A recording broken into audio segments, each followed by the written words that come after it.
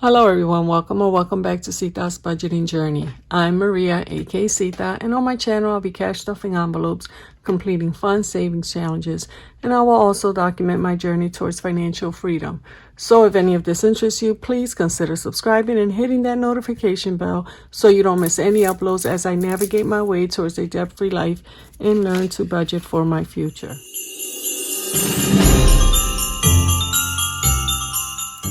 All right, guys, I am back, and today we are going to be speaking about a no-spend month. Now, if this is your first no-spend month, then this might be the video for you. I've been researching, been watching videos, trying to get information on how best to do a no-spend month. And there's a couple of points in almost every video that are pretty much the same. Now, be aware that completing a no-spend challenge is not always the same for everybody.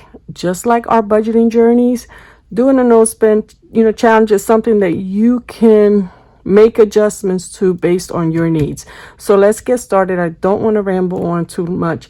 Now, January, as most of us knows, is a perfect reset month, especially after all the holiday spending that we've done. We're all starting with new goals and trying to do, we've emptied our binders, we've started new challenges. So I think, especially in the budgeting community, January is a great month, but you have to choose what works best for you.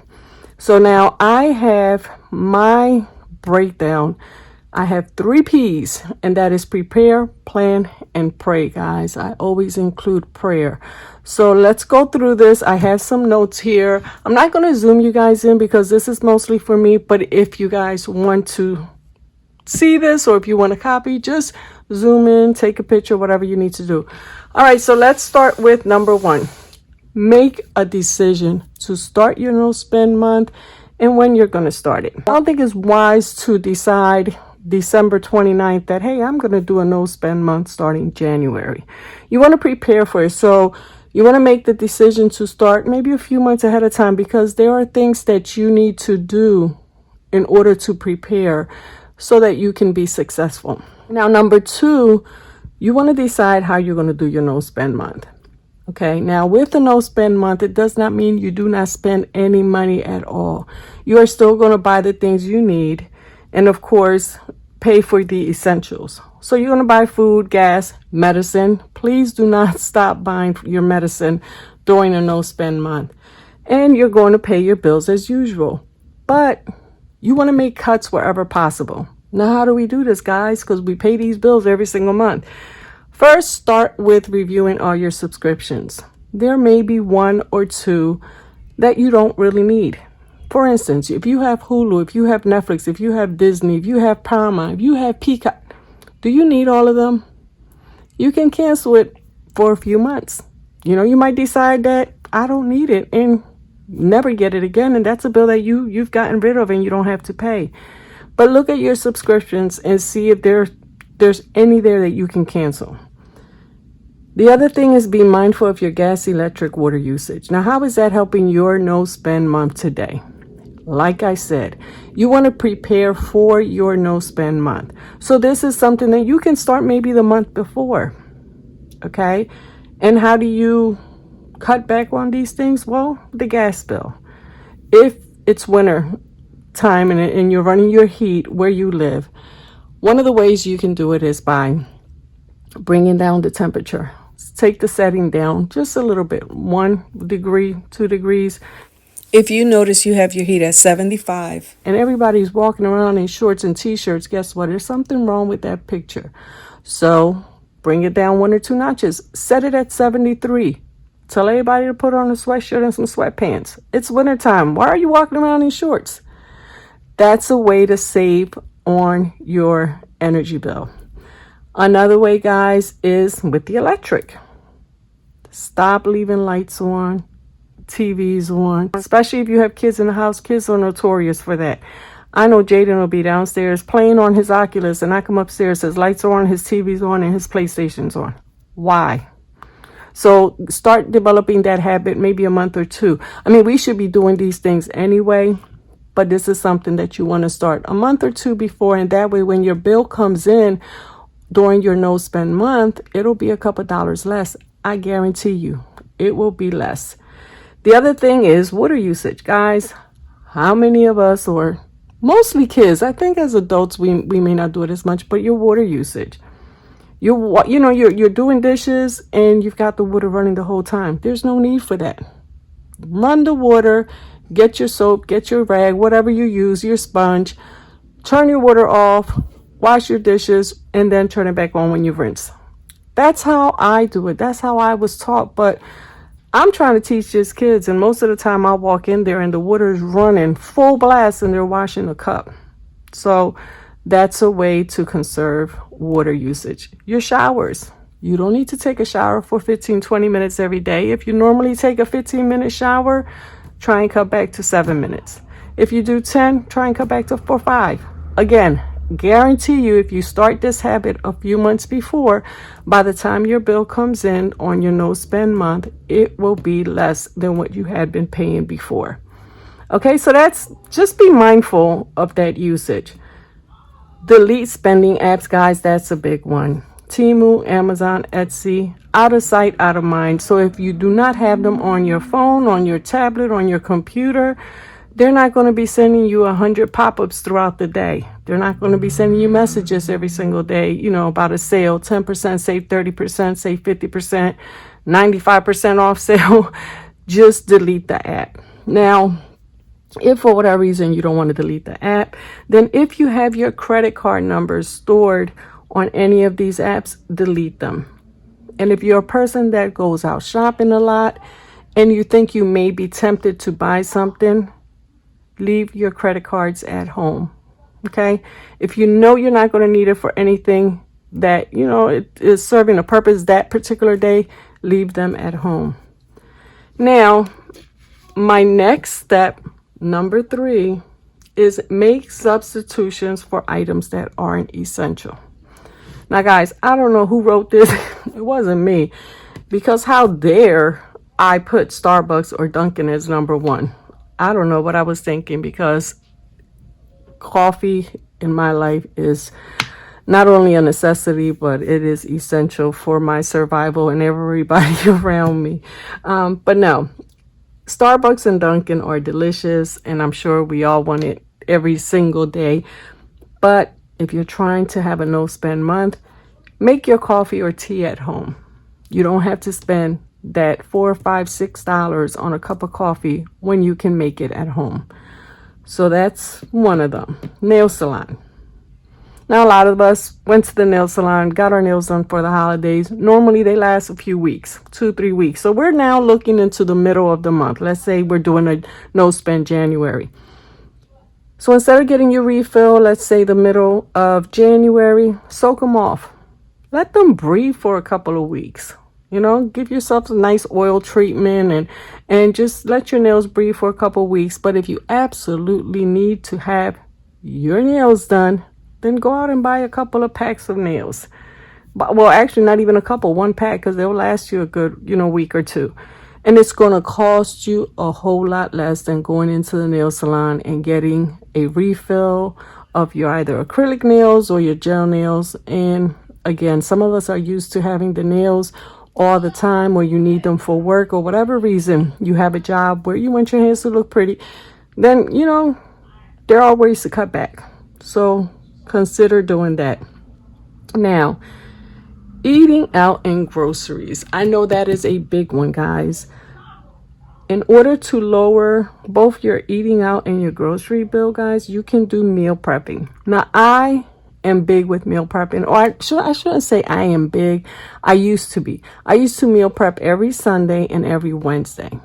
Why twice a week? Because we'd get tired of eating the same thing, and I didn't always want to, I like my food to be a little fresh, So granted, some people will meal prep on Sunday for the entire week. I just don't do that. I will meal prep on Sunday, and then I will meal prep again on Wednesday.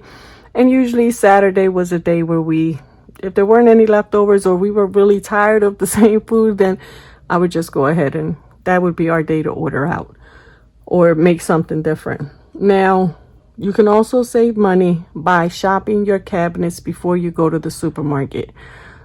Look at your cabinets, look at your refrigerator. If you want to make spaghetti one day that week, or if you look in your cabinets in your refrigerator and you see that you have spaghetti sauce and you have ground beef, then you have whatever. I like to add green peppers and onions to mine, but let's say I have that. I have spaghetti sauce, the green peppers and onions, I have the ground beef, and I don't have any noodles. Well, all I have to do is go to the store and buy noodles because I have everything else. Stop going to the supermarket and restocking on stuff that you already have. So make sure you shop your cabinets and your refrigerator first. Pack your lunch and snacks, because sometimes people will pack a lunch, but then they'll go to the vending machine to get a soda or get a snack. So start packing both. Pack some snacks and pack your lunch, and that way you're not going out to eat at lunchtime and you're not buying snacks at a vending machine for a ridiculous price, because let's face it, the vending machine prices are crazy. All right, now movies. So let's say you have a fun activity for your kids or for yourself, and you go to the movies once or twice a month. Plan a movie night at home, okay? And of course, you're going to use one of the streaming apps that you already have or you already pay for, because you're not paying for a video. So find something and have a movie night at home. Another thing is ordering out. We like to order pizzas usually on Friday. So instead of ordering pizza, let's make pizza at home. Most of the times, you have a majority of the ingredients already there. Or you can just buy frozen pizza and have it in your freezer and pop that in the oven. And, for those of you who shop Aldi has some really good pizza. It's usually $5.99 or $6.99 versus spending $30 when you order out. And all you're getting is a large, extra large pizza. And by the time you pay for delivery fee, service fee, tip, it's like $30, at least where I'm at. So consider doing that. And I know you're probably wondering, Maria, you're talking about how to save on your grocery bill, but then you're talking about making pizza at home. Well, like I said, some of the ingredients you have, and going back to up here where we say you're still spending money, you're just not overspending. So you still have an allotment for the month for food. So if you're going to make pizza, just make sure that you have the ingredients. Again, it's much cheaper than going out and ordering a pizza or picking up a pizza from a restaurant or a takeout place. Now, for family fun activities, go to a playground. It's free. You can visit your library. Go on a nice walk. Now, I know it might be cold to do these activities. I know it's cold here, but you can search. Go on Google and search your area for any free activities that may be going on, especially this time of the year. There are so many free things to do, but unfortunately, we are creatures of habit and we tend to spend money on things because they're fun, because the kids want to do it, because they're being advertised, because every time you open social media, you're seeing, 20% off if you buy your tickets early. I do it all the time. I am definitely guilty of that. I will buy the tickets because it's early and I'm getting 25% off. But do I really need to go there? I don't know. Alrighty. So number 4, guys, you have to remember that our no spend month does not mean that you don't spend any money at all. And that goes to what I said on number 2. You're just not spending unnecessary money. So here's where my P's come in. You want to prepare.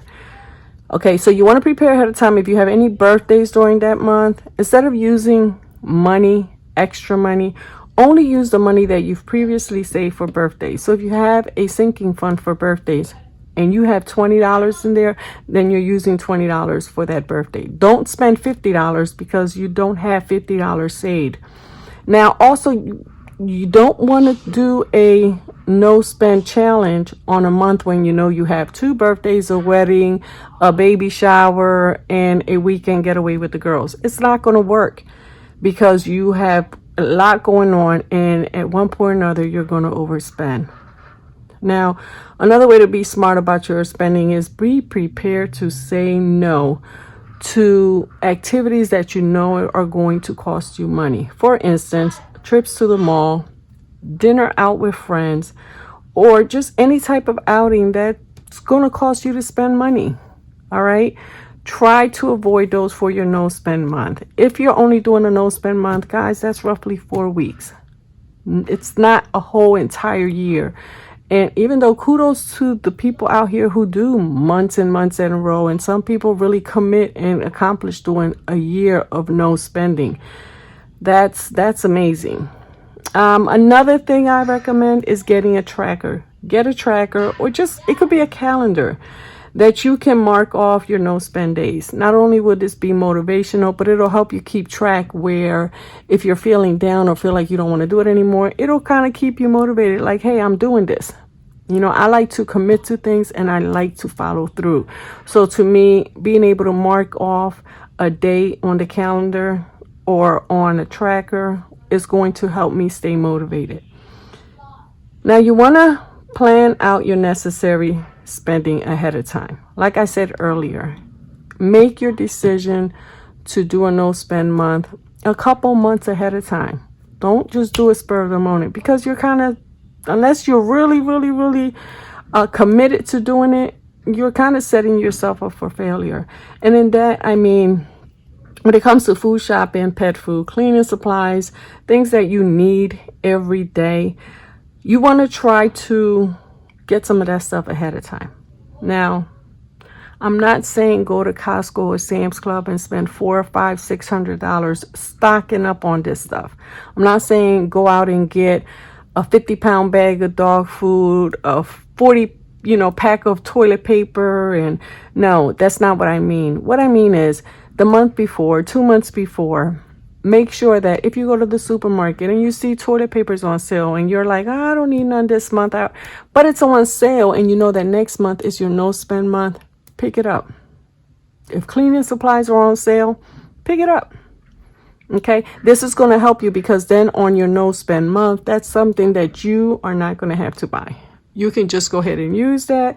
And then, yes, you're going to have to replenish that stuff the following month, but you're not having to spend a whole lot of money on toiletries, on, pet food, stuff that you have already stocked up on.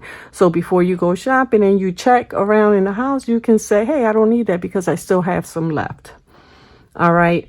So, and it's important not to overspend the month before, guys. You don't want to do that. And another thing, when it comes to your bills, make sure you pay them, because this no spend month is not going to be any good to you if you decide, all right, I'm not going to, pay none of my bills because I'm not spending no money. So, well, guess what happens in February? Now in February, you have to make up for them bills. So you have to double pay. So to me, it just doesn't make any sense.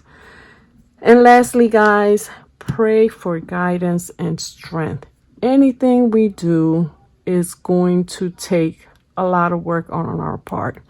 I myself pray every day, and I truly believe that if you put God, your faith, ahead of anything you do, you are destined to be successful. So stay positive and, just say a little prayer that God guides your every decision and that He helps you on this journey. All right. And number 5, guys, give yourself grace. I cannot say this enough. Give yourself grace. If you spend too much money, if you spend money that is not for a necessity and it's not something that, you absolutely need, it's okay. Just remember, do not give up. And keep going. My goal is to have a full no spend month. However, if I have a few days where I spend money for whatever reason, things happen. We're only human. So if I have a day or a time that I, spend, or I might have, 27 no spend days and 3 days where I spend, it's okay. I'm not going to beat myself up for that, because to me, that's success. Because I did 27 days of no spending. So if you want to start with the full month, that's great. You want to start with 5 days, 10 days, 15 days, 20 days, whatever works for you, guys. Remember, this is your journey. You have to do what works for you. Alrighty, guys, I hope these tips helped you, because they definitely helped me. Like I said, I've been watching videos and I've just been taking little bits from different people. Some people, you know, when they say no spend, they mean no spend. And others are flexible. Others might set aside $100 that this is my spending for the month. And if I use this $100, it doesn't count towards my no spend. You know, it doesn't mean, oh, you used that $100, so now you don't get a X for that day, you know. But do what works for you guys, and I hope that you are all successful, not only with your no spend days, but as you continue on your budgeting journey. Let's make 2024 the year that works for us, and we will all crush our goals as long as we stay committed and dedicated to the journey. Have a good one, guys. We will talk soon.